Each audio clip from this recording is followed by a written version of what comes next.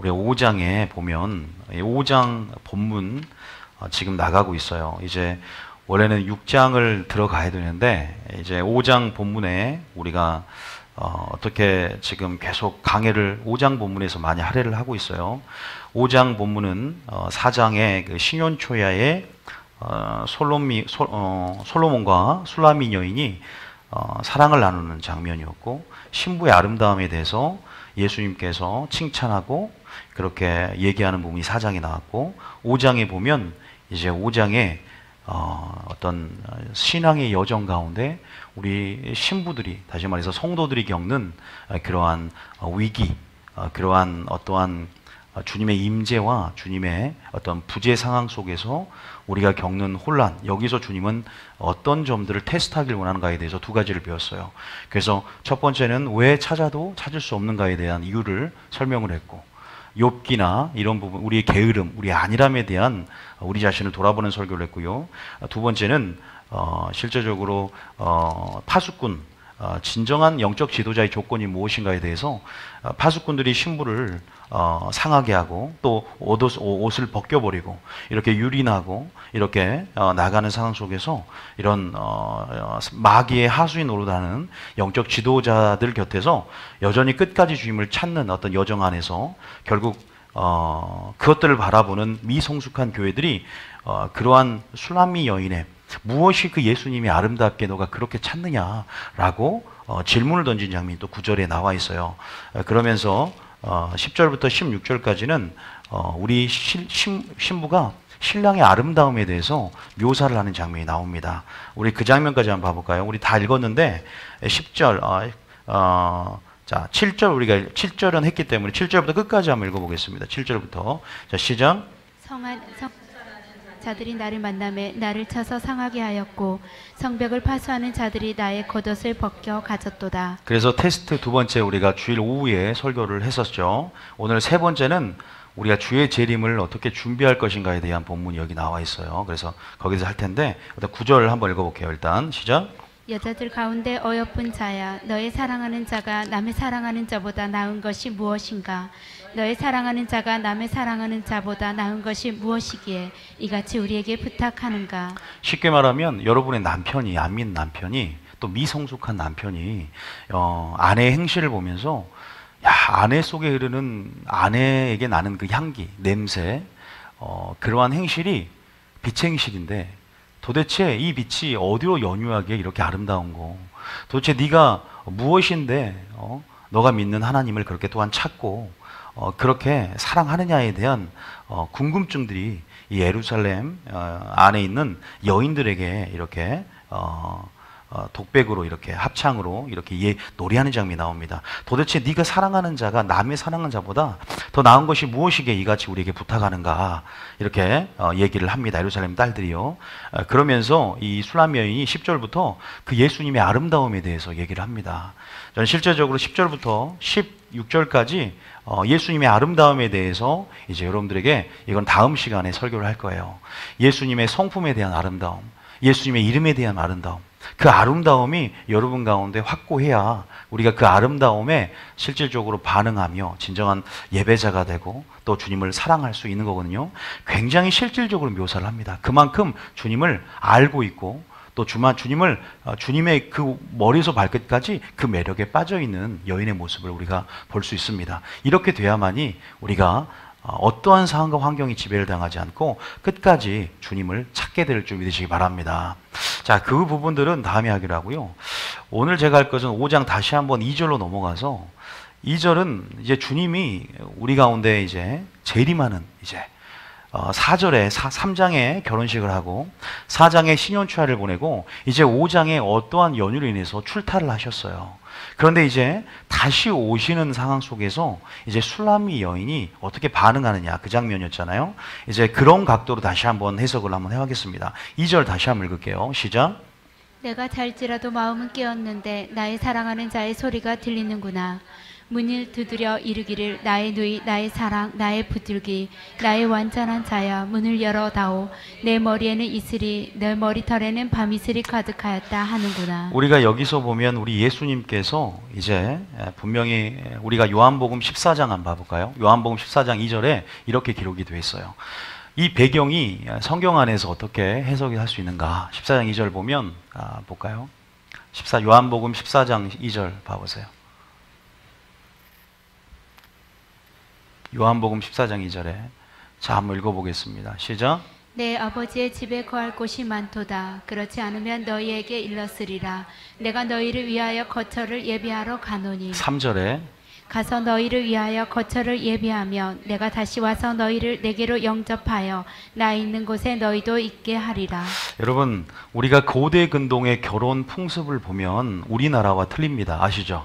고대 근동은 이제 그 밤에 이제 결혼식을 해요. 근데 결혼식을 하기 전에 먼저 반드시 약혼식을 합니다. 약혼식은 우리는 해도 되고 안 해도 되는 어떠한 그런 풍습이잖아요. 그런데 고대 근동, 이 유대인들은요, 약혼식이 법적 효력을 갖습니다. 약혼식을 통해서, 그런데 약혼식이 곧 결혼식이긴 한데, 바로 사느냐? 또 그렇게 살지 않아요. 이렇게 6개월이면 6개월, 얼마 정도 떨어져서 이제 그 신혼을 위한 초소를 예비를 합니다. 실제적으로. 그래서 이제 신랑이 이렇게 떠나고, 또 그러한 부분에서 신랑이 이제 다시 오는 거죠. 초소를 예비하고, 이제 그 신방을 예비하고, 다시 오는 거예요. 다시 말해서 예수님께서 우리를 위해서 십자가에 달려 돌아가시고 이제는 부활하셔서 올라가셨지만 이제는 우리와 결혼을 했고 우리는 주님의 뭐가 됐어요? 신부가 되었지만 이제 정말 어린 양의 혼인 잔치를 위해서 이제 재림 때 어떻게 해요? 우리를 다시 데리러 오시는 거예요. 그래서 이제 완성이 되는 거죠. 그 결혼이 진정한 최종적으로 완성이 되는 거죠. 구원이 완성이 되고 우리의 정체성이 이제는 칭의가 이제 완전한 법적적인 칭의가 이제 주님의 재림 가운데 완전하게 선언이 되고 완성이 되는 거예요. 모든 게 주님 오실 때 완성이 되는 줄 믿으시기 바랍니다. 어쨌든 그런 부분 안에서 주님이 이제는 다시 오시는, 그런데 지금 주님이 보통 1년 이상이 걸리죠. 이제 집을 준비하고 이렇게 오는데 그걸 밤중 소리라 그래요. 밤에 이제 몰래 우리 성경 표현을 말하면 도적같이 온다. 그래서 우리 가운데 늘 준비하고 예비하고 깨어있으라 말하죠. 그런데 그게 이제 열처녀 비유인데 그걸 하기 전에 먼저 이 본문에서 보면 2절에 보면 이제 그러한 연속선상에서 뭐라고 하냐면 나의 누이, 나의 사랑, 나의 비둘기, 나의 완전한 자여 뭘 열어다오? 이제 문을 열어다오라고 말을 합니다.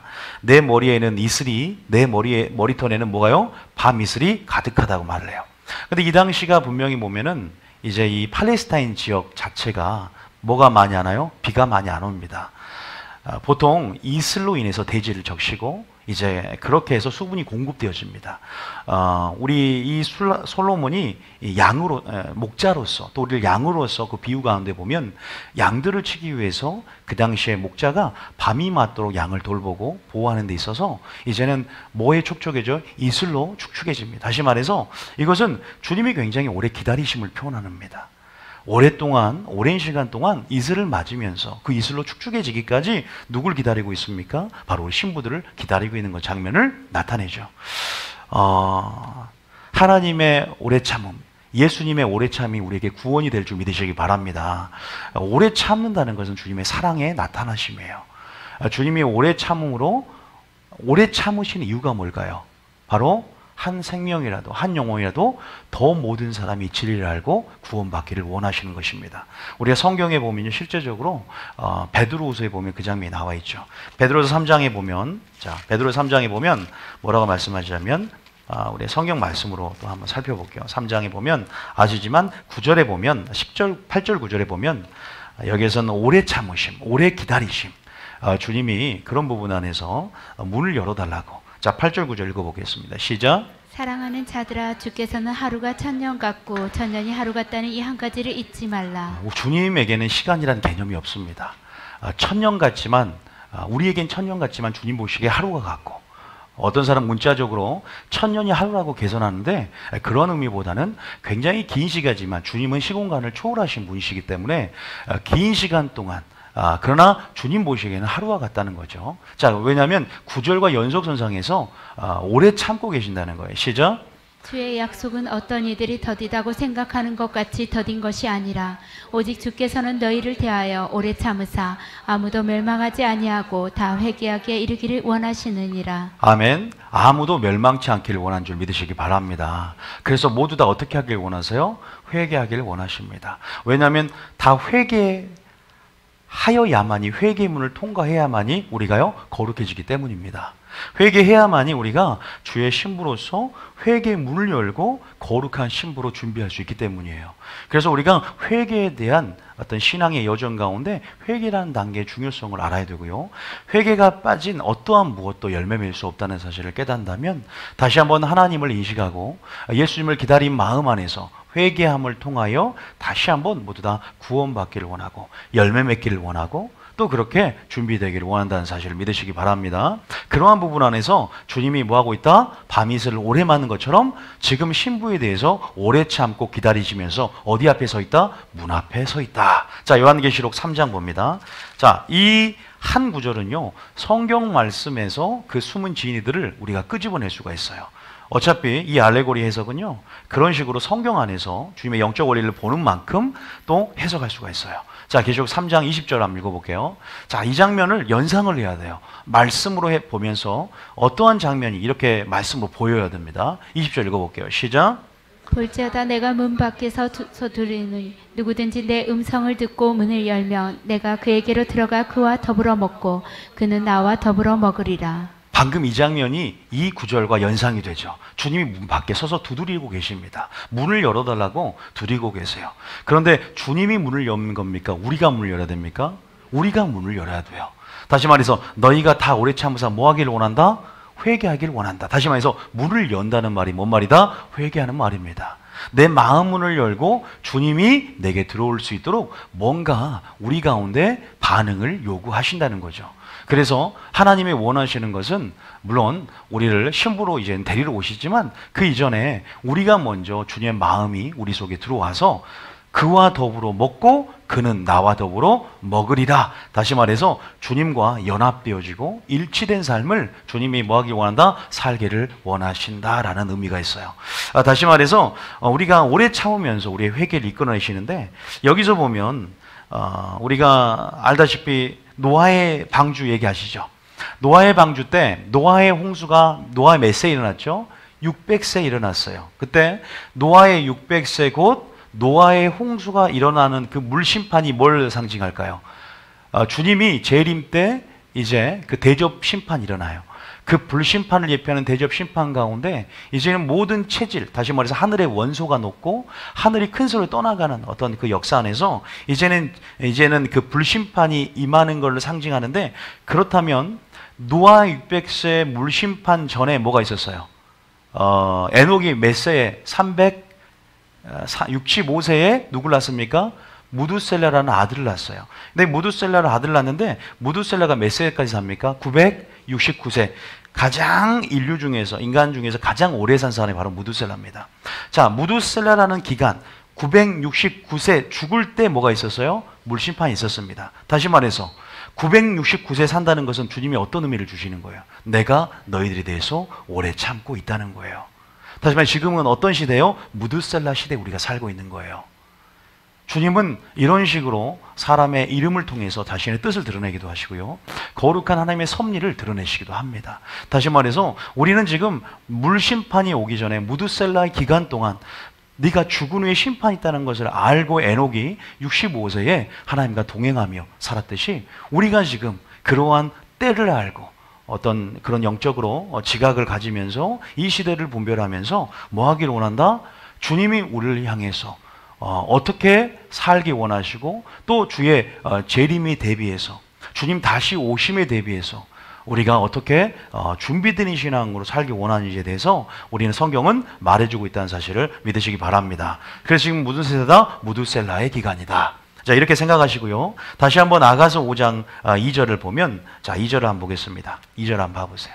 재림의 관점으로 이 본문을 다시 한번 해석하는 거예요. 우리 해석을 했지만 저번에 이거를 왜 우리가 주님을 찾아도 못 만나는가 이유에 대해 설명을 했잖아요. 그죠? 기억나시죠? 다 그렇게 이제 주님이 2절에 나의 완전한 자의 문을 열어다오. 내가 머리에 이슬이 머리털에 발미슬이 가득하다. 오랫동안 너를 기다리면서 오래 참고 있었다. 그런데 이제 문을 여는 데 있어서 신부가 지체를 합니다. 그죠? 2절 3절 읽어봅니다. 자, 3절 4절. 자, 시작. 내가 옷을 벗었으니 어찌 다시 입겠으며 내가 발을 씻었으니 어찌 다시 더럽히랴마는. 자, 여기서 옷을 벗었다. 첫 번째 의미와 또 뭘 씻었어요? 발을 씻었다는 의미가 있습니다. 여기에서 좀 고대 근동에 이미 잠자리에 들어갔다는 거죠. 이제는 모든 옷을 벗고 혼혈을 덮으면서 이제는 일어나는데 시간이 지체될 만큼 이제는 완전한 일상을 끝마치고 옷을 벗고 자러 들어갔고요. 이제는 밖에 외출하고 들어와서 이제는 발을 깨끗하게 흙먼지를 털어버리고 이제 발을 씻고 들어갔다는 거죠. 그런 부분 안에서 이제는 주님을 사랑하며 기다리는 마음은 있어요. 그죠? 내가 잘지라도 완전히 깨어 있어서 주님을 기다리는 마음이 분명히 나타나 있습니다. 왜냐하면 2절에 보면 내가 잘지라도 뭐가 깨어 있어요? 마음은 깨어 있습니다. 그런데 불구하고 뭐예요? 이것이 주님이 문을 열었을 때 어떻게 돼요? 떠나버렸단 말이에요. 우리가 첫 번째 주님을 찾아도 못 만나는 이유, 불러도 응답하지 못한 이유에 대해서 우리의 안일함과 뭘 얘기했죠? 우리의 게으름, 또 이러한 지체. 주님이 이렇게 말씀하십니다. 우리 가운데 주의 재림의 때 세월을 아끼라. 때가 악하니라. 우리가 즉시라는 말은 뭘 나타낸다고 했습니까? 우리가 주님을 사랑하는 정도를 말한다고 그랬어요.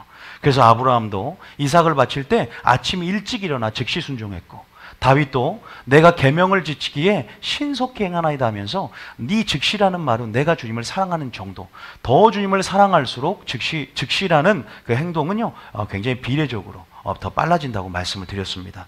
그런데 보면 2절에 보면 이러한 옷을 벗고 발을 씻는 이 상태, 지금 여기에서 이 본문에서 우리에게 말씀하시는 부분이 무엇일까요? 이건 뭐냐면 우리가 주님 앞에, 주님 오시기 전에 우리 재림을 맞이하는 신부로서 무엇을 요구하는 자세입니까? 늘 준비되는 자세를 말합니다. 늘 예비하는 자세를 말합니다. 우리가 주님을 제자리는 자세 가운데 이 본문을 보고 열처녀 비유가 생각날 수 있어야 돼요. 어떤 비유요? 열처녀 비유. 우리 열처녀 비유 한번 보겠습니다. 마태복음 25장 한번 봐볼까요? 마태복음 25장. 우리가 지금 준비된 자세. 주님은 노아의 홍수 심판 때 누구에게 하나님의 심판을 계셔줍니까? 그 친밀함 안에서 노아에게 하나님의 심판이 어떠한지를 노아에게 몇백 년 전에 이미 계시를 해주죠. 그죠? 무엇을 계셔줍니까? 이제 곧 물심판이 있을 것이다. 에녹에게도 계시해주지만, 에녹에게도 계시를 이미 해줬지만 노아에게도 이미 하나님은 물심판을 이제는 올 것이다. 마치 주의 사랑하는 성도들에게 이제 내고 곧 재림하게 될 거라는 것처럼, 그러면서 뭘 준비하라고 했습니까? 경외함으로 방주를 예비하라고 말했어요. 다시 말해서 노아는 철저히 두 가지 삶을 삽니다. 첫 번째는 하나님의 그러한 파수꾼으로서의 하나님의 삶 가운데 부르심을 입고 하나님의 의를 전파합니다. 그죠? 세상 사람들에게 이제 심판이 곧 가까이 올 것이라는 의를 전파하게 되고, 두 번째는 무엇을 준비합니까? 이제는 경외함으로 방주를 예비하는 삶을 삽니다. 그게 히브리서 11장에 나오죠. 방주를 예비하는 삶을 살아요. 이 120년 동안 이 방주를 만드는 데 있어서 여러분 쉬웠을까요? 쉽지 않았을까요? 세상 사람들은 롯의 사이처럼 이제는 불심판이 소돔과 고모라에 온다고 했을 때 롯의 사이처럼 농담으로 듣는 사람이 있었을 겁니다. 수많은 사람들이 롯의 사이처럼 농담으로 듣고, 롯의 처처럼 그렇게 또한 그러한 롯의 처처럼 아직도 세상에 미련을 갖고 또 농담으로 들으면서 이 말들을 무시하는 사람들이 많이 있었을 거예요. 그런데 120년 동안 보이지 않지만, 들리지 않지만 믿음 안에서 경외함으로 무엇을 준비했습니까? 방주를 예비했어요. 그래서 결국은 방주에 승선하게 되고 어떻게 돼요? 구원을 받게 되는 것입니다. 어떻게 보면 철저하게 노아 역시도 보이지 않는, 어떻게 120년 동안 우리가 말은 쉽지만 쉽지가 않죠. 그런 부분 안에서 노아도 결국은 준비를 했다는 거죠. 우리가 열처녀 비유를 보면 이 비유의 핵심이 뭐냐? 자, 이 비유의 핵심이 뭡니까? 열처녀가 무엇을 준비한 거예요? 우리가 25장 1절에 한번 읽어볼까요? 21절에. 자, 한번 읽어봅니다. 시작. 마태복음 25장 1절에 시작. 그때 천국은 마치 등을 들고 신랑을 맞으러 나간 열 처녀와 같다 하리니 그 중에 5은 미련하고 5은 슬기 있는지라. 미련한 자들은 등을 가지되 기름을 가지지 아니하고 슬기 있는 자들은 그릇에 기름을 담아 등과 함께 가져갔더니 우리는 옷을 벗지 말아야 됩니다. 우리는 발을 씻지 말아야 됩니다. 우리는 늘 나갈 준비가 돼 있어요. 주님의 부르심 가운데 즉시 응답할 준비가 돼 있어야 돼요. 지체하면 안 됩니다. 지금은 완전한 심판의 기별, 정말로 말 그대로 이 본문의 핵심은 뭐냐면 25장은 열 처녀가 있어요. 다 잘지라도 마음은 깨어있는 똑같은 상태예요. 똑같이 등불을 들었습니다. 다시 말해서 이 열 처녀는 교회를 상징해요. 전부 다 믿는 자라는 거예요. 5명은 불신자고 5명만 교인이 아니라 전부 다 주의 재림을 준비하는 처녀였어요. 사모함으로 준비하고 있었던 처녀인데요. 그런 부분 안에서 여기서 결론을 먼저 한번 말씀드리면, 자 10절 아니 다 한번 읽어볼게요. 그냥 왜냐하면 자 5절부터 한번 쭉 읽어보면 5절 쭉 읽어봐요. 시작. 신랑이 더디 오므로 다 졸며 잘세. 다 졸며 잡니다. 그죠? 이 상황이 무슨 상황일까요? 자 그 다음 절입니다. 밤중에 소리가 나되 보라 신랑이로다 맞으러 나오라 하매. 밤중 소리라 그랬죠. 밤에 소리가 나요. 이제 결혼식을 외치는, 이제는 그러한 주의 재림의 날 때, 이제 주님의 어린 양 혼인잔치를 위해서 주의 강림의 날입니다. 이제는 그런 부분 때, 이제는 신랑이로다 맞으러 나올 때, 이제 어떤 자가 구원을 받고 어떤 자가 버림을 받는지에 대해서 성경은 말하고 있어요. 다시 말해서 구원이 무엇을 준비했느냐 준비하지 않느냐에 따라서 결정될 수 있다는 거예요. 굉장히 그게 믿음이라는 겁니다. 믿음은 준비하는 거예요. 다시 말합니다. 오늘 본문에서는 믿음은 준비하는 것이다. 이게 믿음이라는 거예요. 경외감으로 방주를 예비하고 준비한 것처럼 믿음이라는 건 준비하는 거예요. 오늘 이 포인트를 알고 계셔야 돼요. 믿음은 다르게 또 뭐 설교할 때 설교할 수 있지만 여러분 믿음이 뭔가를 알고 계셔야 돼요. 자 그런 의미에서 자 준비하지 못해서 버림받은 교회 안에 5처녀를 얘기하는 거예요. 자 7절 다시 한번 읽어봅니다. 시작. 예, 그 처녀들이 다 일어나 등을 준비할세. 8절에 미련한 자들이 슬기 있는 자들에게 이르되 우리 등불이 꺼져가니 너희 기름을 좀 나눠 달라 하거늘. 등불이 굉장히 많이 나오는데 처음에 이 등불이 켜 있었어요, 꺼 있었어요? 켜 있었습니다. 같은 등불이에요, 원어적으로. 그러면 이 등불을 켜 있다는 것은 믿는 자라는 의미고요. 이 등불은 또한 진리로도 해석할 수 있고, 또 이 등불은 우리 영혼의 등불을 얘기할 수 있어요. 주님 앞에 우리가 예수님을 영접했고 그 안에서 우리의 등불이 켜졌다는 거죠. 그리고 또 이 기름을 통해서 등불이 계속 유지되기 때문에 이 진리의 말씀은 성령의 기름과 함께 가기 때문에 이 오토바이가 가는 데 있어서 뭐가 필요합니까? 기름이 필요한 것처럼 그렇게 우리 삶 가운데 증거되어지는 믿음을 증거되어지고 우리 자신의 정체성을 증거되어지는 것이 등불이 될 수 있는데 이 등불이 점점 꺼져갑니다. 기름이 유지됨을 통해서 계속 탈라야 되는 이 기름이 부족을 통해서 이 등불이 꺼져가는 거죠. 그래서 기름을 좀 나눠달라고 그 지혜로운 처녀에게 부탁하니까 뭐라고 해요? 9절에 보면 자 9절에 시작. 슬기 있는 자들이 대답하여 이르되 우리와 너희가 쓰기에 다 부족할까 하노니 차라리 파는 자들에게 가서 너희 쓸 것을 사라 하니. 기름은 빌려주고 할 것이 아닙니다. 기름은 부모님이 준비해 주는 게 아닙니다. 자식의 기름은 부모님이 준비해 주는 것도 아니고 성도의 기름은 목회자가 준비해 주는 것도 아닙니다. 누가 준비하는 거예요? 본인 자신이 준비하는 겁니다. 본인 자신이 준비하는 거예요. 또 준비를 하는 데 있어서 주님 오실 때 준비하는 거예요? 주님 오시기 전에 준비해놔야 되는 거예요? 그게 중요합니다. 준비했느냐 준비하지 않느냐에 따라서 구원이 결정돼요. 왜? 자 본문에 읽어보면 나오잖아요. 자 10절에 보면 자 그렇게 준비해 너무 늦어버린 시기가 있습니다. 다 때가 있습니다. 오늘이 준비할 때임을 믿으시기 바랍니다. 지금이 준비할 때요. 지금이 구원받을 만한 때요. 오늘과 지금의 중요성을 알고 오늘 준비하라는 사인, 그 주님의 음성을 드려야 될 줄 믿으시기 바랍니다. 여러분도 무엇인가 지금 준비되고 있고 무엇을 향해서 지금 준비되고 있는 여정 가운데 있는 거예요. 자 보겠습니다. 자 10절에 한번 읽어봅니다. 시작. 그들이 사러 간 사이에 신랑이 오므로 준비하였던 자들은 함께 혼인잔치에 들어가고 문은 닫힌지라. 자 다시 말합니다. 누가 혼인잔치에 들어가요? 준비했던 자들이에요. 야 믿음이 뭔가 준비하는 것이라는 것도 처음 들어보십니까? 믿음은 그냥 예수님을 주라 시인한만 하는 게 아니에요. 그거는 시작점입니다. 준비한다는 건 대가를 지불하는 것이고요. 준비하는 데 있어서 시간과 에너지와 비용이 듭니다. 무엇은 좁은 문 좁은 길로 들어가는 거예요. 뭔가 준비하려면 뭔가 우리 측에서 하나님의 역사는 하나님이 하신 일과 인간의 동역 가운데 인간이 할 일들이 있습니다. 그런 부분에서 우리는 분명히 신앙은 말해요. 노아에게도 말합니다. 무엇을 준비했다고요? 방주를 예비하고 120년 동안 준비했습니다. 어떤 사람들은 노아의 방주가 120년이 아니라고 말을 해요. 최소 50년이라고 말하는데 50년이든 120년이든 그 사이에 어떤 기간이든 어쨌든 50년 준비한 것도 대단한 거예요. 우리 신앙생활 몇 년 남으셨습니까? 인생 동안 100년 산다 그러면 한 50년 남았습니까? 방주 예비하고 준비하시기 바랍니다. 준비해야 돼요. 그럼 무엇을 준비해야 될 것인가? 도대체 무엇을 준비해야 되는가? 어떻게 왜 이것이 뭡니까? 다음에 준비하는 믿음이 깨어있는 믿음이다. 왜냐하면 이 본문의 결론은 뭐냐면 깨어있으라예요. 이게 중요한 거예요. 다시 말해서 술람미 여인이 주님이 밤 이슬이 맞도록 무드셀라 기간 가운데 문을 열어달라고 우리가 음성을 들었다면 즉시 문을 열면서 주님과 하나가 되어야 되는 부분이 있습니다. 그런데 지체했다는 거예요. 늘 깨어서 그 음성을 듣고 반응할 준비가 돼 있어야 돼요. 믿습니까? 이건 연속선상에서 봤을 때 굉장히 중요한 의미를 갖는데, 자, 다시 말해서, 자, 그렇게 말할 때, 자, 12절에 보면, 11절에, 자, 11절 읽어봅니다. 시작. 그 후에 남은 처녀들이 와서 이르되 주여 주여 우리에게 열어주소서. 이거 보니까 주여 주의 이름으로 귀신을 쫓아내고 주여 주여 하는 자만 천국에 들어갈 것이 아니요 다 아버지 뜻대로 행한 자라야 천국에 들어가려. 그럼 아버지의 뜻이 뭐예요? 준비하는 믿음이에요. 준비하는 믿음이 뭡니까? 깨어있는 믿음인 줄 믿으시기 바랍니다. 우리가 믿음이라는 설교를 굉장히 많이 할 수 있는데 그 중에 오늘은 준비하는 믿음에 대해서 말씀드리는 거예요. 자, 종말론 관점에서 12절 읽어봅니다. 시작. 대답하여 이르되 진실로 너희에게 이르노니 내가 너희를 알지 못하노라 하였느니라. 야, 보세요. 등불이 켜져 있었어요.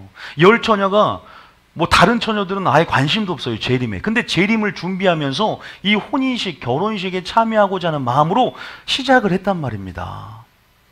그런데 시작은 했는데 제대로 가르침을 배우지 않았든지 뭐 교리에 속아서 뭔가 준비하는 믿음에 대한 설교를 듣지 못하고 준비하지 않았든지 어떻게든 이 사람들이 기름을 준비하지 못해서 결국 주님이 뭐라 그래요? 내가 너를 도무지 알지 못하겠다라는 거예요.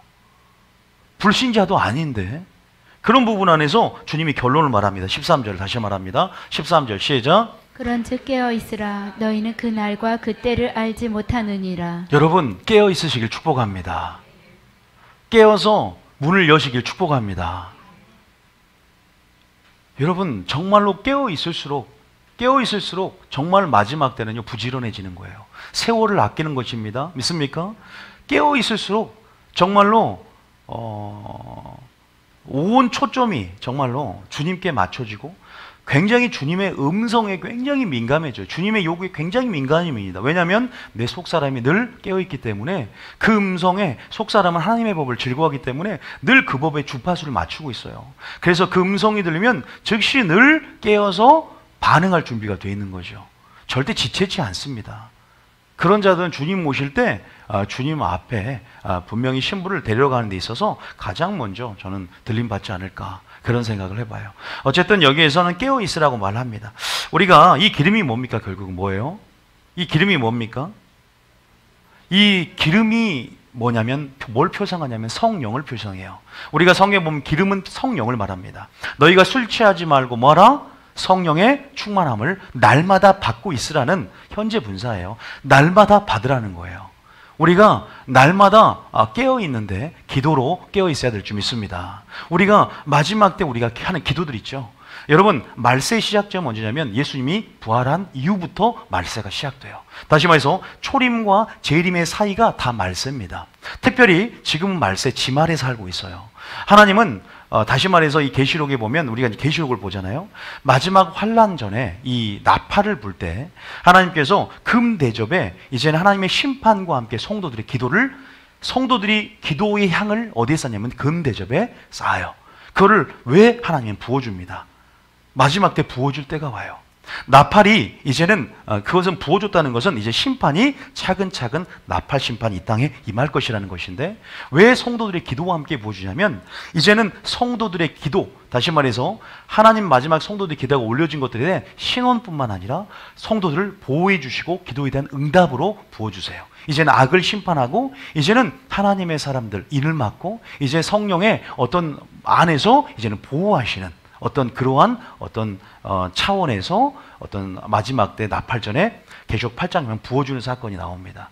여러분들이 지금 여러분들 너와 내 자녀에서 울면서 기도하면서 중보하면서 또 성령의 충만함을 받는 목적들이 굉장히 많이 있습니다. 환난 때 기도를 통해서 성령 충만을 통해서 그때 그 할 말을 주고 또 마지막 끝까지 견디게 만들면서 여러분들이 그 기도의 능력으로 마지막 환난을 이기며 승리하는 교회로서 나팔을 불게 될 것이고요. 믿습니까? 그런 부분에서 여러분의 기도가 또한 하나님의 보호하심을 얻는 그런 하나님의 인을 맞는 그러한 역할들을 감당하게 될 것이고, 그래서 지금 주님 오실 때 이렇게 기도로 준비된 이른비에 충만한 이른비로 준비된 자만이 늦은비의 성령을 경험하는 거거든요. 이른비 없이 늦은비와 맞는 거 아니에요. 열매를 맺고 알곡이 되는 데 있어서 이른비와 늦은비가 때를 따라서 적당하게 부어지는 부분 안에서 알곡이 되는 거지, 그런 이른비의 성령의 충만함 안에서 우리가 오늘 그 성령 충만함으로 준비될 때 하나님의 성령의 충만함 안에 늦은비의 성령과 또 마지막 이것들이 다 연결되어 있는 부분인데 하나님의 인을 맡고 하나님의 다시 말해서 그런 환난 날에 보호하심을 입고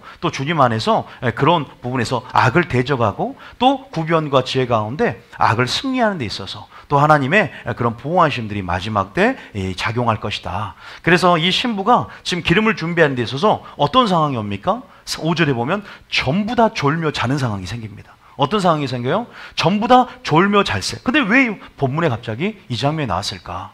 왜 본문의 25장 5절에 보면 신랑이 도디올 때 지혜롭고 슬기로운 이 여자 다섯 처녀도 그렇고 왜 어리석은 이 다섯 처녀도 그렇고 왜 전부 다 졸며 자는 상황이 생깁니까? 여기서는 본문에 기록되어 있지 않지만 여기서는 주님을 준비를 하고 바로 재림이 왔어요. 바로 신랑이 바로 오는 장면이에요. 그런데 이 중간에 뭐가 생략되냐면 환난도 생략이 돼 있어요. 환난 나와 있어요? 안 나와 있잖아요.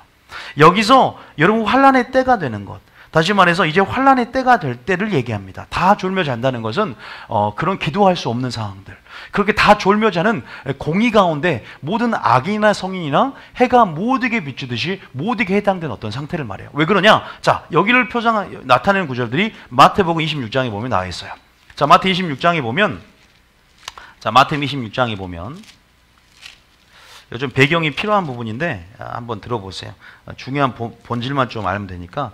마태복음 26장에 보면 여러분들 알다시피 겟셋마네 기도원에서 이제 동산에서 예수님께서 이제 환난 전에 뭐예요? 십자가 환난 전에 기도하는 장면이 나옵니다. 3번 동안 3번이나 기도할 때 제자들이 같이 기도해요? 안 조죠.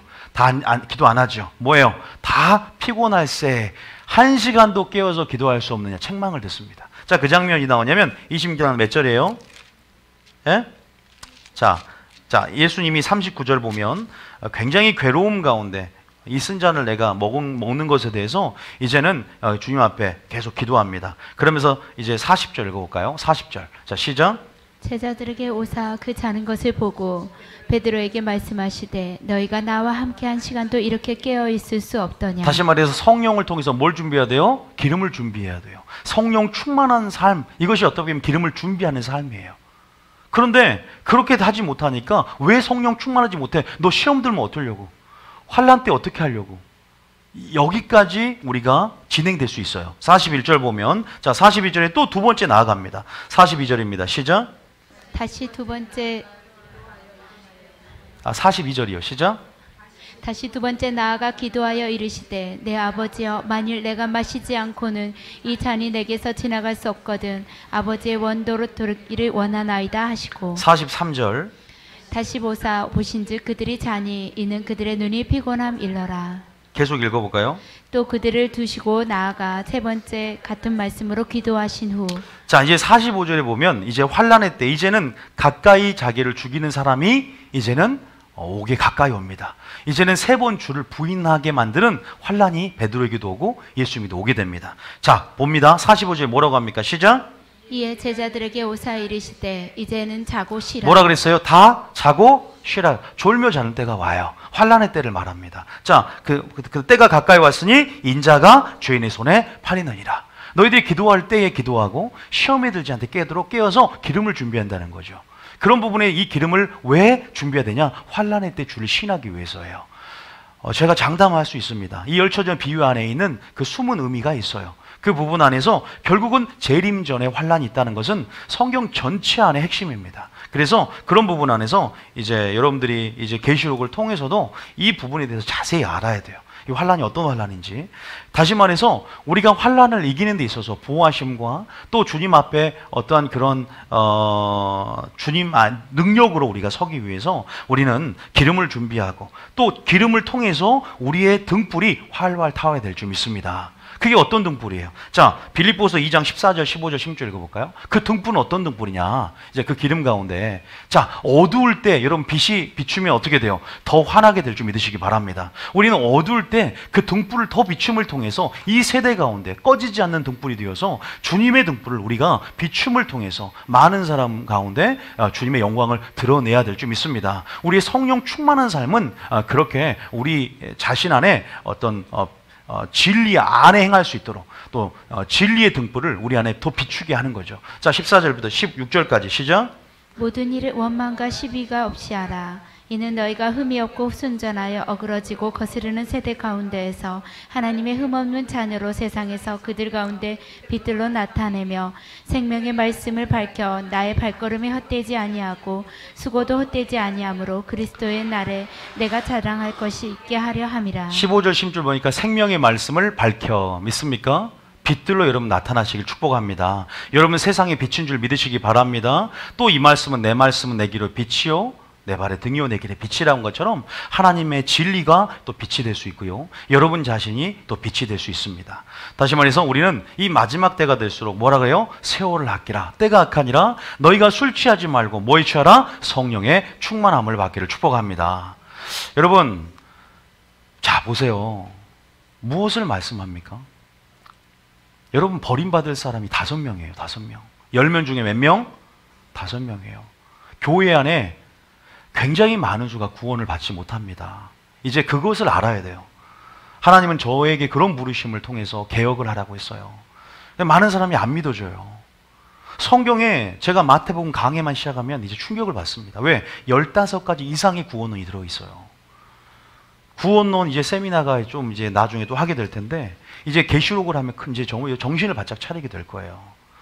우리가 어떻게 지금 우리가 10처녀 가운데 진짜 마지막 때 깨어있으라고 말을 했고 그 깨어있는 게 준비하는 믿음이래요.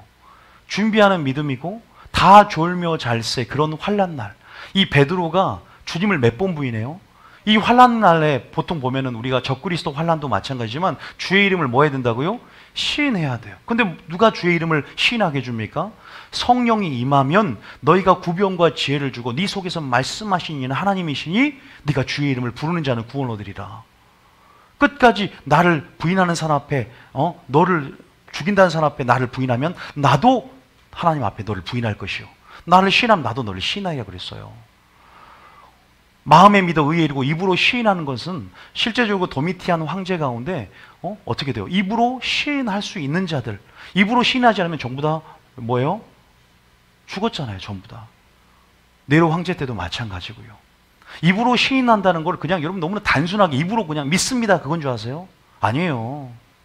마지막 때 우리가 이렇게 할 수 있는 것은 기름을 준비하는 겁니다. 여러분 마지막 때 그 기름 준비한 게 어디에 쌓인다고요? 금대접에 쌓이는 거예요. 마지막 때 여러분 다 어디에 성도들의 기도가 향으로 올라가서 어디에 쌓인다? 마지막 그 기도가 언제 보지? 환난 전에 부어지는 거예요. 전부 다 이 땅 가운데 심판과 함께. 마지막 때 하나님의 일을 맞아야 돼요. 천사들을 통해서. 그런 자들은 다 보호하심을 입어요. 계시록을 안 보니까 모르는 거예요. 그 말씀은 다 기록된 거예요. 계시록 학교를 통해서 우리가 지금 이렇게 깨어있는 것, 다시 말해서 제가 무엇을 말씀하냐면 이 10처녀가 다 주의 재림을 준비했던 10처녀인데 내가 잘지라도 마음은 깨어있어. 준비하지 않았다는 겁니다. 깨어있지 않았다는 겁니다. 예비하지 않았다는 거예요. 마태 25장 보면 주님이 아예 명시를 했습니다. 25장 보면 보세요. 24장에 보면 보세요. 뭐라고 하냐? 40절부터 한번 읽어볼까요? 40절. 자, 보세요. 자, 노아의 때 노아는 깨어서 120년 동안 방주 예비하고 여러분 그렇게 주님을 경외하면서 준비를 했어요. 근데 우리는 얼마나 준비되고 있냐 이 말이에요. 안일함 속에서, 평안함 속에서, 부지런하지 못하는 세월을 아끼라고 해도 양치기 소년처럼 그렇게 들을 뿐 아닙니까? 그런데 성경은 뭐라고 말하고 있어요? 37절부터 읽어만 보겠습니다. 시작. 노아의 때와 같이 인자의 임함도 그러하리라. 홍수전에 노아가 방주에 들어가던 날까지 사람들이 먹고 마시고 장가들고 시집가고 있으면서 39절에 홍수가 나서 그들을 다 멸하기까지 깨닫지 못하였으니 인자의 임함도 이와 같으리라. 기름 준비하지 않았습니다. 전부 다 오히려 멸하기까지 깨닫지를 못했어요. 여러분 하나님이 오래 참음이 구원이 될 줄 믿으시기 바랍니다. 그 부분에서 40절 보세요. 40절 시작. 그때 두 사람이 밭에 있음에 한 사람은 데려가고 한 사람은 버려둠을 당할 것이요. 한 사람은 데려가고 한 사람은 버려움을 당할 것이요. 이 버려둠이 뭔지 아세요? 아피엠이에요. 아피엠이라는 원어를 쓰는데 이거는 대접 심판으로 들어가는 거예요. 어떤 사람들은 뭐 환란을 우리가 비밀 휴거로 올라가고 나머지 사람 보라 이게 버려움을 당할 거 원어를 똑바로 봐야죠. 이 버려움이 나중에 배울 건데 이 버려둠은 대접으로 들어가는 이미 관계에서 떨어지다라는 원어 용어가 있어요. 이 버려둠을 당한 것은 이미 끝난 거예요. 이 사람은 멸망, 진노로 들어가는 버려둠이에요. 그러나 데려감을 당한, 휴거를 당한 사람들은 올라갈 것이고. 자, 41절 있습니다. 시작. 두 여자가 맷돌질을 하고 있음에 한 사람은 데려가고 한 사람은 버려둠을 당할 것이니라. 42절입니다. 시작. 그러므로 깨어있으라. 어느 날에 너희 주가 임할는지 너희가 알지 못함이니라. 우리에게 깨어있으라고 말을 하고 있습니다. 다시 말해 43절입니다. 시작. 너희도 아는 바니 만일 집주인이 도둑이 어느 시각에 올 줄 알았더라면 깨어있어 그 집을 뚫지 못하게 하였으리라. 그러죠. 자 44절. 주님이 도적같이 오지만 깨어있는 자에게는 도적같이 오지 못합니다. 믿습니까? 깨어있는 자에게는 도적같이 오지 못해요. 자, 왜 그러냐? 자, 44절 읽어봅니다. 시작. 이러므로 너희도 준비하고 있으라. 생각하지 않은 때에 인자가 오리라. 뭐 하고 있으라고요? 준비하고 있으란 말을 합니다. 자, 계속 준비하란 말을 하는데 누가복음 21장 34절도 마찬가지예요. 계속 우리에게 열처녀 비유에서 말하는 것처럼 준비하고 있으라. 왜? 밤중 소리가 갑자기 이제는 우리 가운데 울려 퍼지게 될 것이고 이제는 신랑이로다. 이제는 신랑이 오는 소리가 이제 점점 가까이 오는 상황에서 호련히 갑자기 임하게 되는 어떠한 부분에서 준비된 자만이 결국 구원을 얻고 준비된 자만이 결국 승리를 외치게 될 거라는 거죠. 자, 34절 읽어봅니다. 시작.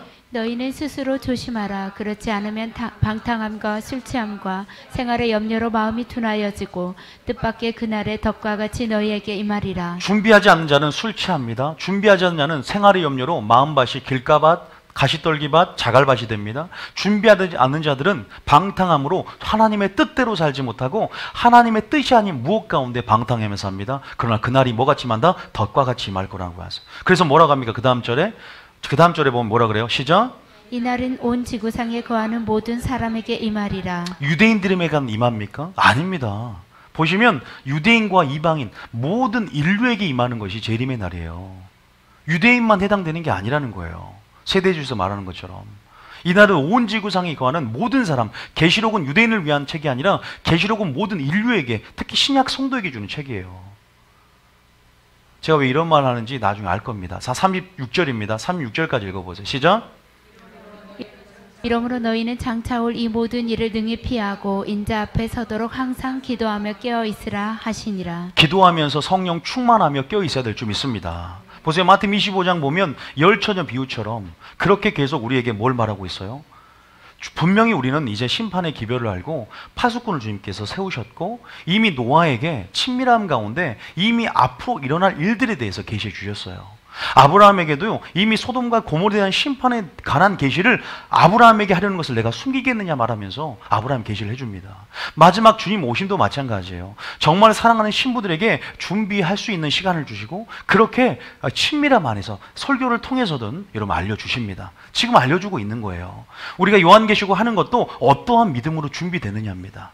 깨어 있으라는 주제를 가지고 너희들이 어떻게 지금 그렇게 깨어 있고 예비하고 준비하는 믿음으로 나아갈 것인가? 나는 기름을 준비하고 있는가? 라는 부분 안에서 지금 뭐 결론적으로는 성령의 충만함을 분명히 받아야 된다고 말씀을 하고 있어요. 중요한 것은 그래서 기도함을 통해서 또 우리가 기름을 준비해야 되는 부분 안에서 깨어서 준비하지 않는 자들에게는 그날이 덕과 같이 임하고 깨어서 준비하지 않는 자들에게는 그날이 도적같이 임한다라고 성경은 말하고 있습니다. 그러나 여러분들은 지금 준비하는 믿음으로 온 줄 믿습니다. 살전 5장 1절에 이런 말이 있네요. 살전 5장 1절. 자, 여러분들이 마지막 때에 관한 말씀들이 지금 이렇게 나오는데 이 성경 구절들 많이 읽으셔야 돼요. 이건 한 번 읽고 그냥 은혜 받고 한 번 은혜 받고 설교 듣고 가는 게 아니에요. 계속 성경 말씀은 집에서 또 보고 또 보면서 이런 마지막 때에 관한 구절들을 지금 생소하게 처음 보신 분들은 굉장히 반성해야 돼요. 굉장히 많이 봐야 할 구절들이에요. 우리 평생 볼 구절들입니다. 1절부터 4절까지 읽습니다. 시작.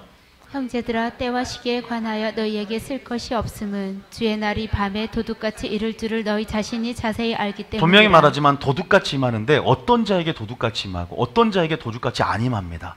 자, 도둑같이 안 임하는 자가 어떤 자냐? 3절에 시작. 그들이 평안하다 안전하다 할 그때 임신한 여자에게 해산의 고통이 이름과 같이 멸망이 갑자기 그들에게 이르리니 결코 피하지 못하리라. 4절에 형제들아, 너희는 어둠에 있지 아니하매 그날이 도둑같이 너희에게 임하지 못하리니. 여기 뭐라 기록되어 있어요? 빛 안에서 깨어있는 자들, 그리고 하나님 앞에서 늘 준비하는 믿음으로 담대함과 확신을 가지고 있는 자들, 또 경외함으로 또 하나님의 방주를 예비하면서 늘 주님의 마음과 주파수를 맞추면서 주님과 교통하고 있는 자들은요, 이런 두려움이 없습니다. 왜냐하면 내가 마음속에 담대함과 확신 가운데 주님 앞에 설 수 있기 때문이에요. 다시 말해서 형제들아, 너희가 어둠에 있지 아니하므로 그날이 너에게 도둑같이 임하지 못할 것이다. 자, 5절에 읽어볼게요. 시작. 너희는 다 빛의 아들이라 우리가 밤이나 어두움에 속하지 아니하나니. 그렇죠. 밤이나 어둠에 속하지 않기 때문에. 6절에 시작. 그러므로 우리는 다른 이들과 같이 자지 말고 오직 깨어 정신을 차릴지라. 우리가 말세가 되면 이 대적이 활동을 적극적으로 하기 시작합니다. 우는 사자와 같이 마귀도 깨어있기 때문에 우리는 그보다 더 깨어있어야 될 줄 믿습니다. 여러분, 택하신 자를 미워가고요, 삼키려고 지금 마귀가 혈안이 돼 있어요. 그런데 마귀도 깨어있는데 우리만 깨어있지 않으면 되겠습니까? 주님께서 그렇게 우리 가운데 음성을 주실 때 음성을 들을 수 있는 귀가 열어져야 되고요, 그리고 주님이 우리 가운데 피난처가 되시고 주님이 우리의 능력 된다면 우리가 얼른 주님을 영접하고 받아들여야 되는 것입니다. 지체해서는 안 되는 거예요. 주님께서 우리 가운데 지금 뭘 준비하라고 그랬어요? 기름을 준비하래요. 그리고 제대로 된 그 기름을 준비해서 우리 등불이 꺼지지 않게 만들어야 됩니다. 다 졸며 잘세라는 그런 상황이 오게 됩니다. 이제는 너희도 자고 쉬라. 이제는 인자를 파는 자가 가까이 오게 되고, 이제 베드로가 3번 부인하게 된 그런 상황들이 이제 오게 됩니다. 1시간도 깨어서 기도하지 못하느냐? 너희가 시험에 들지 않도록 깨어 기도하며 성령 충만하며 기름을 준비해야 될 줄 믿습니다. 그래서 여러분 지금 나온 거잖아요. 모이기를 힘쓰면서 지금 여러분들이 그런 부분에서 자세히 보면 마귀도 그렇고 예수님도 그렇고 보면 갑자기, 그죠? 호련히, 그죠? 그러한 모든 상황들, 그날이 덕과 같이 말이라. 그러니까 우리가 준비된다는 것은, 오늘 포인트는 뭐냐면 믿음이란 것은 준비되는 믿음인데 언제 우리가 준비하느냐죠. 따라합니다. 오늘 준비하는 것이다. 이게 중요한 거예요. 언제 준비하고요? 갑자기 호련히 오는 부분에서 오늘 여러분 앞에 담대함이 있느냐 이 말이에요. 인생의 황혼기가 인생의 전성기가 되고, 어제 믿음이 좋은 믿음이 아니라 오늘 최고의 믿음이 되어서 여러분 오늘 주님의 음성을 듣고 오늘 주님의 영광을 보며 오늘이 구원받을 만한 때요, 지금이 만약에 휴거될 때라면 지금 여러분 최고의 믿음으로 여러분 이 무드셀라의 기간 동안에 우리가 준비돼야 될 줄 믿으시기 바랍니다. 우리 에서가 말 그대로 에서가 마귀 역사도 갑자기 임해요. 마귀가 우리 이거 뭐 3명만 맞힐 텐데, 에서가 아시다시피 여러분 팥죽을 어디 놨습니까? 갑자기 배가 고팠어요. 팥죽 한 것이 갑자기 내 앞에 놓입니다. 우리가 평소에 준비된 장자의 명분의 가치를 깨닫고 우리 마음이 늘 그의 나라 의를 구하면서 장자의 명분의 가치를 깨닫고 여기에 우리 마음을 올인할 때 이 갑자기 찾아오는 이 욕구, 또 일락, 이러한 에서의 팥죽 같은 이런 팥죽에 눈독도 들이지 않게 됩니다. 그런데 배고파서 먹은 것이 아니라 이 장자의 명분의 가치를 소홀히 했고 몰랐기 때문에, 그러나 오늘 우리가 이 가치를 깨닫고 주님 오시는 이런 음성들을 사모하며 우리가 그렇게 뭔가를 준비한다면 여러분 갑자기 찾아오는 우리의 덫이나 올무도 우리가 빠지지 않게 될 줄 믿으시기 바랍니다. 다시 말해서 여러분의 미래의 모습은 오늘 준비하는 것이에요. 어제의 습관이 오늘의 날을 결정했듯이 여러분들이 오늘 준비하는 믿음을 갖고 여러분 내일을 준비한다는 사실을 믿으시기 바랍니다. 사사기 7장 4절에 보면 기드온도 마찬가지예요. 기드온의 300용사를 뽑는데 하나님께서는 갑자기 그들을 테스트합니다. 다시 말해서 용사가 되는 것도 평소에 그 자격을 보는 거예요. 갑자기 하나님께서 이렇게 내가 너희를 간 300용사를 뽑는데 어떤 자를 뽑습니까? 사사기 7장 4절에 보면, 자, 사사기 7장 4절 한번 봐볼까요? 잠깐 봐보세요. 어떤 자를 뽑습니까? 자, 읽어볼게요. 여러분 알다시피 많은 수가 모이는데 300명을 걸러내야 되는 상황 속에서 주님이 그들을 물가로 인도하는 장면입니다. 자, 시작. 여호와께서 또 기드온에게 이르시되 백성이 아직도 많으니 그들을 인도하여 물가로 내려가라. 거기서 내가 너를 위하여 그들을 시험하리라. 내가 누구를 가리켜 내게 이르기를 이 사람이 너와 함께 가리라 하면 그는 너와 함께 갈 것이요 내가 누구를 가리켜 내게 이르기를 이 사람은 너와 함께 가지 말 것이니라 하면 그는 가지 말 것이니라 하신지라. 여기에는 복잡하게 나와 있는데 단순하게 말하면 하나님이 300용사를 뽑는 데 있어서 물가로 딱 테스트를 합니다. 그들이 하나님의 용사 정체성을 분명히 하나님에서 안 자는 적의 동향을 주시하면서 조심스럽게 물을 먹습니다. 그런데 전혀 정체성도 모르고 군사로 자격을 안 가지고 사람은 적의 동향을 주시하지 않고 그냥 물 먹는데 그 급에서 먹습니다. 그런 사람 다 떨어졌어요. 다시 말해서 이러한 테스트도 평소에 몇 월 며칠날 내가 테스트하겠다 준비해야 되는 게 아니라 평소에 이런 자격은 준비되어지는 거예요. 믿습니까? 이러한 섭리들을 한번 봐보세요. 그리고 다니엘도 마찬가지예요. 다니엘이 왜 그렇게 사자굴에 금신상에 절하지 않고 또 어떤 조서 가운데서도 왕의 어떤 명령 가운데 우상을 절하라는 명령 가운데 우리가 승리할 수 있었냐면 다윗의 평소에 기도 생활이 있었어요. 자, 다니엘서 6장 10절입니다. 다니엘서 6장 10절에. 자, 어떻게 준비할 것인가? 다니엘서 6장 10절 읽어봅니다. 자, 시작. 다니엘이 이 조서에 왕의 도장이 찍힌 것을 알고도 자기 집에 돌아가서는 윗방에 올라가 예루살렘으로 향한 창문을 열고 전에 하던 대로 하루 3번씩 무릎을 꿇고 기도하며 그의 하나님께 감사하였더라. 뭐 하는 대로예요? 전에 하던 대로, 습관대로예요. 믿음의 습관이 있다는 거죠. 그 믿음의 습관대로 하나님께 뭐 했어요? 기도했다는 겁니다.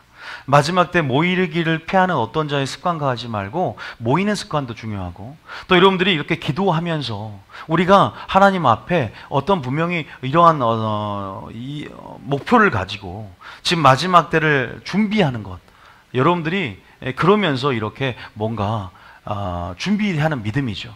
그런 부분 안에서 이 습관이 잘 만들어진 다윗은요, 여기서 보면은 그가 환란을 이길 수 있는 믿음으로 준비됐다는 걸 알 수가 있습니다. 다윗이 정말 성령 충만한 자였고, 그래서 다니엘서를 보면 다니엘이 아니라 다니엘을 보면 그 다니엘서 보면 어떤 뜻을 정하고 왕의 짐이야 포도주 가운데 자기를 더럽히지 않았죠. 마지막 환난 가운데 짐승의 표를 받는 거 있어서 자기의 정절을 지키고 나는 하나님께 속한 자는 것을 증명하면서 나는 다 바벨론에 속한 자가 아니다는 것을 증명하며 나갔죠. 그렇게 할 수밖에 있었던 이유가 뭘까요? 뜻을 정했다는 거죠. 그리고 하루에 3번씩 성령 충만한 삶을 통해서 보세요. 다니엘의 세 친구들이 금신상에 절하지 않고 환난을 이길 수 있는 풀무불에 들어가서 결국 하나님이 머리털 하나 상하지 않는 보호하심을 입게 됩니다. 하나님이 일을 맡게 되고 다시 말해서 그러한 부분들이 환난을 이길 수 있는 믿음 가운데 준비가 됐다는 거죠. 전에 하던 대로라는 걸 잘 들어보세요. 이런 부분 안에서 언제 준비하는지를 살펴봐야 돼요.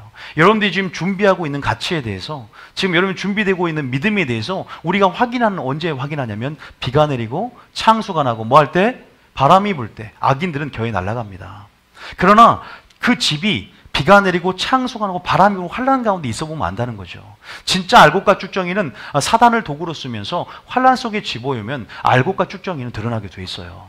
바람을 불 때 겨는 날아갑니다. 여러분 그런 부분 안에서 지금은 알곡과 쭉정이가 섞여 있고 지금은 잘 모르는 것 같지만 진짜 믿음의 본질은 환란을 이길 수 있는 믿음이고 인내하는 믿음입니다. 따라합니다. 성도들의 인내가 여긴나니 바로 하나님의 계명과 예수 믿음을 지키는 자라고 계시록은 계속 언급해서 말하고 있어요. 우리 믿음의 본질 결국은 성령 충만함을 통해서 기름을 준비했고 준비하지 않았고 어떤 행위적인 부분이 아니라 그것은 주님을 사랑하기 때문에 당연히 성도로서 그 믿음을 증거하는 거예요. 준비한다는 것은 당연히 그게 믿음이라는 것입니다. 우리가 그 믿음으로 우리가 준비하며 성령 충만하지 않으면 우리 등불이 비출 수도 없기 때문에 우리는 그리스도에서 당연스럽게 어떻게 돼요? 성령 충만한 안에서 있어야 되고, 우리는 기름을 준비하는 것이 우리 신부로서의 마지막 정체성이라는 것은 따로 준비하고 준비 안 하고의 행위적인 차원이 아니라 자연스럽게 그 하나님의 어떤 요구 가운데 또 하나님이 주신 능력과 은혜 가운데 나타낼 그러한 요구 가운데 반응이고 예배하는 삶이죠. 그래서 여러분들이 그런 부분 안에서 기드온처럼, 여러분들도 에서처럼, 야곱처럼, 또 그렇게 다윗처럼 여러분들이 하나님 안에서 잘 준비되는 축복의 역사 있기를 원합니다. 마지막으로 이걸 마치겠습니다. 3상 17장 33절. 다윗 얘기 한번 하고 마치겠습니다. 3상 17장 33절. 자, 다윗도 언제부터 준비됐습니까? 이 물맷돌 훈련이요, 갑자기 물맷돌 던져서 골리앗 죽은 게 아니라 이마에 던진 게 어릴 적부터 익숙한 훈련, 익숙한 은사 훈련, 그것이 그대로 전장터에서 사용되는 것입니다. 믿습니까? 여러분, 그것들이 사용되어지는 거예요. 여러분들이 익숙한 걸로 싸운다는 거죠. 이 뉴비전 교회에서 어떠한 익숙한 훈련을 할 것인가, 어떠한 습관으로 만들 것인가, 그러한 경건에 이르는 연습, 습관, 연단. 그래서 다니엘처럼 전에 하던 대로라는 말의 의미 가운데 여러분도 이렇게 모이기를 힘쓰면서 말씀을 들으면서 또 하나님께서 주시는 비전 목표 안에서 여러분들이 그 믿음들을 잘 형성하고 환난을 이길 수 있는 믿음으로 성령 충만한 기도로 기름을 준비해 내가 될 줄 믿습니다. 자, 골리앗이 옵니다. 마지막 환난이 옵니다. 두려움이 옵니다. 여러분, 갑자기 무모하게 용기를 내서 골리앗을 죽인 게 아니라는 거예요. 어릴 적부터 훈련을 받고 어릴 적부터 담대함과 용기 가운데 뭘 의지했어요? 하나님의 이름을 의지했습니다. 그 이름을 의지하는 믿음으로 나가야 될 줄 믿습니다. 자, 봅시다. 자, 33절에 시작. 사울이 다윗에게 이르되 내가 가서 저 블레셋 사람과 싸울 수 없으리니 너는 소년이요 그는 어려서부터 용사임이니라. 34절. 다윗이 사울에게 말하되 주의 종이 아버지의 양을 지킬 때에 사자나 곰이 와서 양떼에서 새끼를 물어가면 내가 따라가서 그것을 치고 그 입에서 새끼를 건져내었고 그것이 일어나 나를 해하고자 하면 내가 그 수염을 잡고 그것을 쳐 죽였나이다. 그렇죠. 자, 그 다음 절에 36절에 주의 종이 사자와 곰도 쳤은즉 살아계신 하나님의 군대를 모욕한 이 할례받지 않은 블레셋 사람이리이까 그가 그 짐승의 하나와 같이 되리이다. 이게 적그리스도 환난 가운데 두려움이 있겠습니까? 보통 너희를 몸만 죽이는 사람을 두려워하지 말고 너희 영혼을 능히 지옥에 보낼 수 있는 권세자를 두려워하라 그랬는데 사람이 두려움 때문에 주를 부인한단 말이에요. 베드로도 두려웠기 때문이에요. 그런데 골리앗이라는 두려움이 내게 왔을 때 생각해 보세요. 저는 지금 환난을 이길 수 있는 믿음, 준비하는 믿음이에요. 두려움도 준비가 돼야 돼요. 순교도 준비가 돼야 됩니다. 성령 충만 안에서. 지금 보면 다윗도, 다니엘도 마찬가지지만 이 다윗도 사자와 곰도 쳤은즉 이 모욕한 이 할례받지 않은 블레셋 사람이니까 짐승의 하나와 같이 되리라. 별반 없다는 거예요. 왜? 하나님의 이름을 언제부터 경험했기 때문에 어릴 적부터 경험했고 그 이름으로 만군의 군대 하나님 여호와 체바옷, 그 하나님의 이름을 계시받고 그 이름의 능력을 맛본 자들은 하나님의 이름이 피난처가 되는 걸 압니다. 그 이름이 피난처가 됨을 알고 그 이름의 능력으로 싸우는 것입니다. 성령 충만함을 맛본 자들은 그 성령 충만이 어떤 것인 줄 알아요. 그 성령을 맛본 자들은 그 성령을 구하면서 구변과 지혜를 맛보고 능히 내 속에서 말씀하신 하나님을 경험을 해야 됩니다. 경험하지 않는 자는 구하지도 않고 또 하나님을 사랑하지 않는 자는 또한 구하지도 않습니다. 그 이름의 능력을 맛보고 그 가치를 알 때 정말 갑자기 찾아오는 정말 골리앗이나 에서의 팥죽 한 그릇도 여러분 정말로 우리가 어떻게 해석하느냐, 어떻게 해석할 것이냐, 정말 이런 부분 안에서 지금 우리가 지금 무엇이 오기 전에 갑자기 호련히 이전에 평소에라는 믿음의 습관으로 준비되는 여러분 되시길 축복합니다. 그게 중요한 것이죠. 짐승의 하나와 같이 되리까 하잖아요. 그 다음 절 봐볼까요? 그 다음 절에 뭐라고 해요? 자, 시작. 또 다윗이 이르되 여호와께서 나를 사자의 발톱과 곰의 발톱에서 건져내셨은즉 나를 이 블레셋 사람의 손에서도 건져내시리이다. 사울이 다윗에게 이르되 가라, 여호와께서 너와 함께 계시기를 원하노라. 사자와 곰의 발톱에서 구원을 맛봤다면 이 블레셋 사람에게도 하나님의 구원의 능력을 맛볼 것이라는 고백입니다. 여러분, 말씀을 마칠 텐데요. 오늘 술람미 여인 얘기를 하면서 여기까지 왔어요. 이제 계시록을 내일부터 시작을 합니다. 사람들은 내가 들어서 익숙하지 않으면 이상하다고 말을 합니다. 원래 사람이라는 게 그래요. 내가 들어서 익숙하지 않은 것은 이상한 것이다. 계시록이 그런 내용이 굉장히 많아요. 굉장히 초현실적인 것들, 이런 일이 과연 인류에게 나타날 수 있는가. 그런데 성경을 보면 10가지 재앙 사건도 있었고 축지법도 있었고, 여러분 놀라운 초자연적이고 기적이 많이 일어났었습니다. 그게 인류에게 일어난 일들이에요. 이제 그런 어떤 부분들을 보는 데 있어서 굉장히 믿음들이 필요합니다. 열린 마음이 필요합니다. 하나하나 배워가시는 마음으로 여러분들이 성경에 기록이 되어 있다면, 또 그 말들이 같은 영적 파동을 갖고 있다면 공명이 되어져서 여러분들 그 믿음 안에서 이제 확실히 성령이 증거해 줄 것이고, 또 여러분들이 그렇게 준비되는 믿음으로 나아가게 될 줄 믿습니다.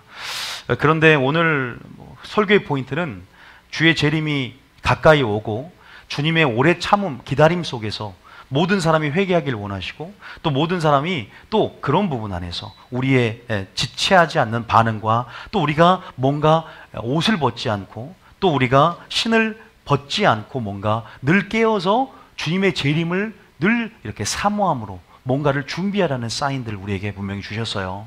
열처녀 비유도 얘기했고 많은 비유를 했었습니다. 도적같이 임하지 않는 자, 빛에 속하고 늘 깨어있는 자가 되라고 말하는 데 있어서 오늘 그 믿음을 준비하는 믿음이라고 말을 했어요. 여러분, 물론 우리가 기름 준비도 했지만 우리 신앙생활에 있어서 우리가 준비할 게 참으로 많은 걸 알 수가 있습니다. 그러나 모든 준비는 경외감으로, 경외함으로 방주를 예비한 것처럼 히브리 11장에 우리가 하나님을 경외함 안에서 모든 걸 예비해야 될 줄 믿습니다. 그리고 주님을 사랑함 안에서 모든 걸 예비해야 될 줄 믿습니다. 그 예비할 전략들, 예비할 것들이 무엇인지를 성경에서 이제 요한계시록 학교를 통해서도 많이 듣게 될 거예요. 주님이 언제 온다보다 중요한 것은 어떻게 예비할 것인가가 더 중요해요. 우리가 깨어있는 게 더 중요한 믿음이에요. 환난 전 환난 후보다 더 중요한 것은 어떻게 깨어있느냐예요. 여러분, 오늘 포인트처럼 성령의 충만함으로 준비해야 됩니다. 우리가 주님을 충분히 경험해야 될 줄 믿으시기 바랍니다.